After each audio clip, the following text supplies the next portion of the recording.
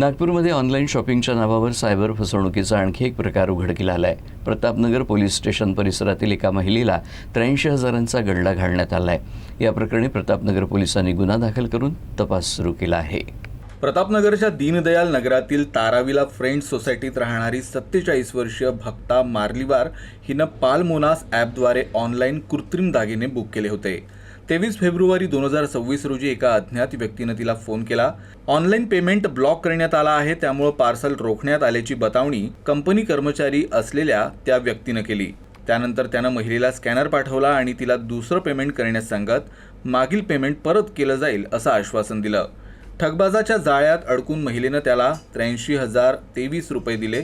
रक्कम ट्रान्सफर होताच त्यानं महिलेचा नंबर ब्लॉक केला. फसवणूक झाल्याचं लक्षात येताच महिलेनं प्रतापनगर पोलीस ठाण्यात तक्रार दाखल केली. पोलिसांनी ठगबाजाविरुद्ध फसवणूक आणि IT कायद्याअंतर्गत गुन्हा दाखल केला आहे. पुढील तपास सुरू आहे. आर्टिफिशियल दागिन्यांची ऑर्डर केलेली होती. त्या संबंधाने एका व्यक्तीने त्यांना कॉल केला की त्यांची जी कुरिअर आहे ते ब्लॉक होत आहे, आपण पैसे ट्रान्सफर करा आणि QR कोड पाठवला. महिलेने त्यांच्यावर विश्वास ठेवून ते QR कोड स्कॅन करून 83,023 रुपयांची ऑनलाईन ट्रान्झॅक्शन केलेलं आहे. परंतु कुरिअरचा कोणत्याही प्रकारचा त्यांचा जो माल होता तो त्यांना मिळालेला नाही. तरी पोलीस स्टेशन RP नगर यांच्याकडून सर्वांना आवाहन आहे की जोपर्यंत पार्सल तुमच्या हातात येत नाही किंवा तुम्ही ओपन करत नाही तोपर्यंत कोणत्याही प्रकारचे QR कोड किंवा कशावरही ट्रान्झॅक्शन करू नये.